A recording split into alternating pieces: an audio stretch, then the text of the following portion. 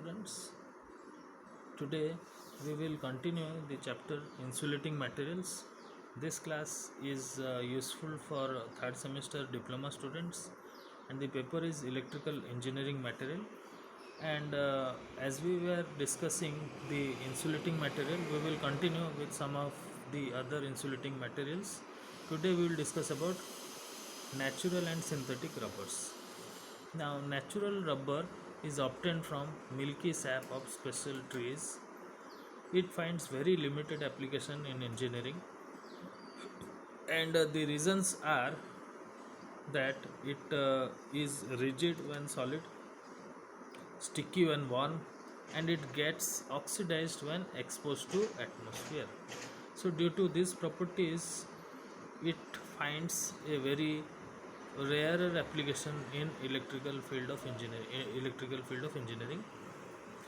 So first half of the 19th century saw the discovery of vulcanization that enabled rubber to shed off the above defects and introduce itself as an insulating material.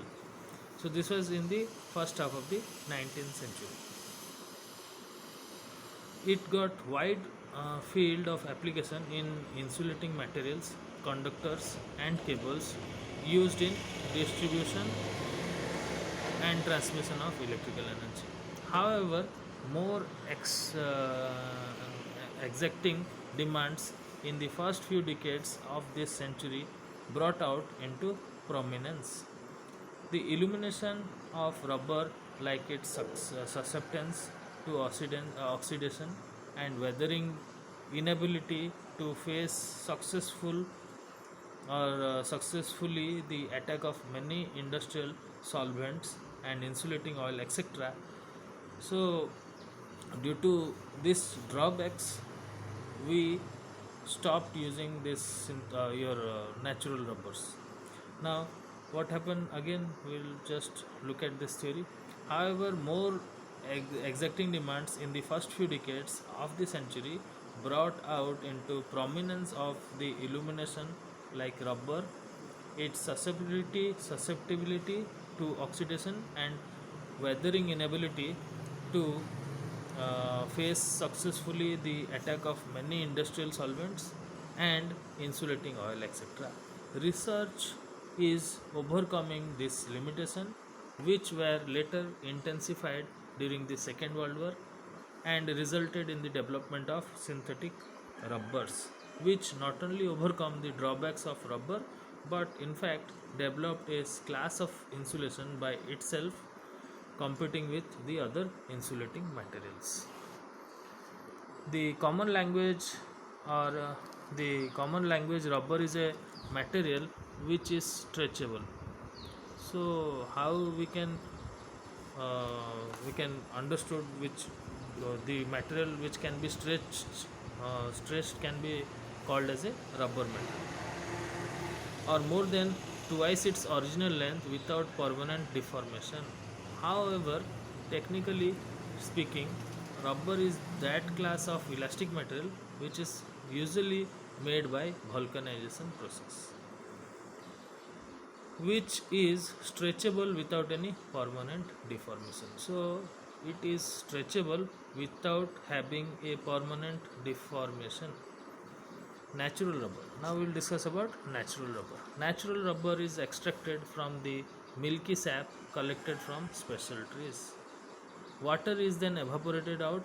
For engineering use, it is further masticated by passing it through warm roller repeatedly. Additives like sulfur, oxidation inhibitors like aromatic amino compound, softeners like vegetable oil, and fillers like carbon black and zinc oxide or magnesium carbonate are mixed to it. The mixture is now ready for vulcanization when sulfur between 4 to 45% depending upon requirement is added. The main physical, mechanical and electrical properties of natural rubber is as in your table. So the limitation of natural rubber. We will discuss now the limitation of this natural rubber. So students, everything has some limitations. So this natural rubber is also possessing some limitations. So what are they? It finds its limited use in covering wires, conductor, etc. for low voltage operation. Hard rubber, increased sulfur content and extended vulcanization treatment gives a rigid rubber product. So if we will increase the sulfur content and will extend the vulcanization treatment, it will give us a rigid rubber product. The properties of hard rubber are given in the table. This material is characterized by good electrical property and high tensile strength. Maximum permissible operating temperature is 60 degree centigrade. Continued exposure to sun is harmful. So if we will expose it to the atmosphere or to the sunlight, it is harmful for the metal. It may its electrical property may be vanished, right? So we should not expose it to the sunlight. So application of hard rubber. This material find its use in the construction of storage battery housings, panel boards, bushing of various types, etc.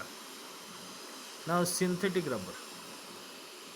Butadiene rubbers are copolymerization of butadiene and uh, styrene propiondies butadienes or SRB. So rest we will discuss in our next class, students. Thank you.